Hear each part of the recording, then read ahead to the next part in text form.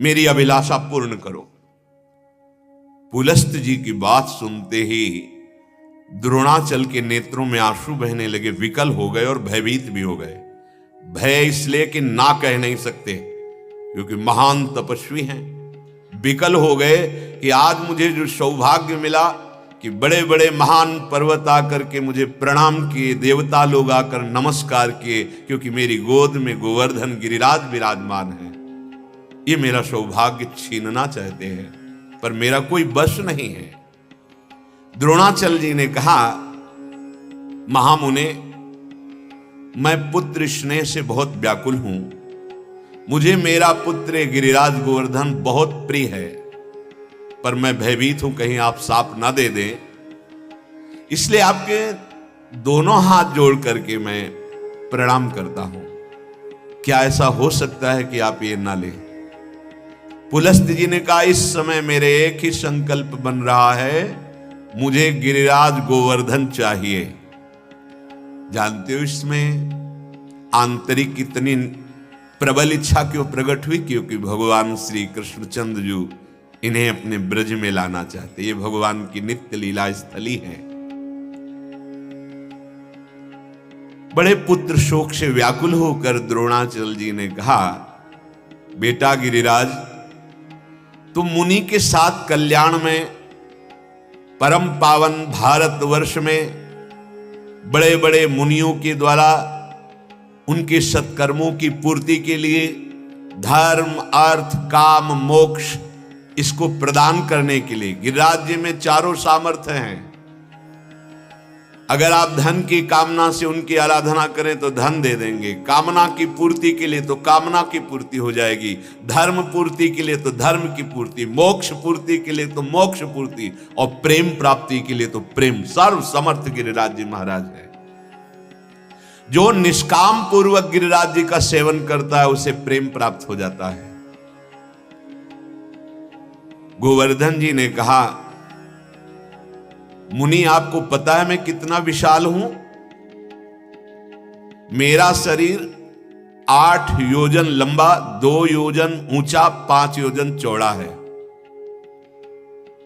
गिरिराज जी का 8 योजन मतलब 1 योजन का मतलब 4 कोस होता है, तो 8 योजन का मतलब 8 चौको 32 कोस। सांप के कारण क्षीण होकर अब 21 किलोमीटर किया रह गए। इन्हीं ने श्राप दिया था पुलस्त जी ने। मेरा शरीर 8 योजन लंबा, 2 योजन ऊंचा, 8 कोस की ऊंचाई थी गिरिराज महाराज की, 5 योजन चौड़ा, 5 चौको 20 कोस चौड़े गिरिराज जी। आप में सामर्थ्य है कि मुझे ले चलेंगे? पुलस्त जी ने कहा, बेटा तुम क्या हो, आवश्यकता पड़े तो सुमेर को भी उठा लूं। यह है तप बल, भजन बल। एक महात्मा समुद्र पी गए, अगस्त्य जी, ये तो पुलस्त जी है। ऐसे चुल्लू बांधा, कुआं का जल ले, सरोवर का ले, अगाध अथाह समुद्र को पी गए। ये महात्मा का बल, ये भजन से होता है। तप, भजन, पवित्र संकल्प, सब कुछ समर्थ होता है। इसीलिए हम अपनी सामर्थ्य को खो बैठे, क्योंकि धर्म विरुद्ध विषयों का सेवन, मनमानी आचरण, शास्त्र विरुद्ध कर्म, हम अपनी अध्यात्म शक्ति को खो बैठे। नहीं, जो आत्म तत्व अगस्त्य जी में है, जो पुलस्त जी में है, वही आप में है। अब इस तिजोरी को खोलकर कौन कितना धन खोज पाता है, बस बात इतनी है। नहीं, स्वरूप में अंतर नहीं है, स्वरूप सबका वही है। कहा, मेरी हथेली पर तुम ऐसे सुखपूर्वक बैठकर चलोगे मानो कोई वजन ही नहीं, तुम चिंता मत करो। जब तक काशी नहीं पहुंच जाऊंगा, प्रण करता हूं तुम्हें कहीं नहीं रखूंगा। ये अपने बल का वर्णन किया पुलस्त जी ने। गोवर्धन जी ने कहा, पक्का पक्का, मेरी भी प्रतिज्ञा सुन लो।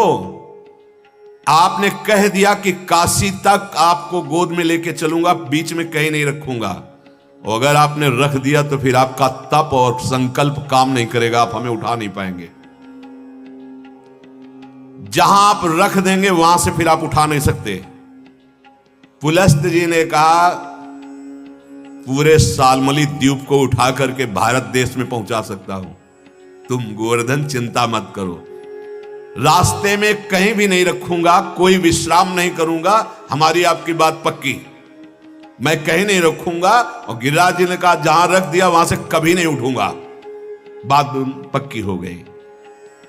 तदनंतर महान पर्वत द्रोणाचल जी ने गले से लगाया गिरिराज जी को।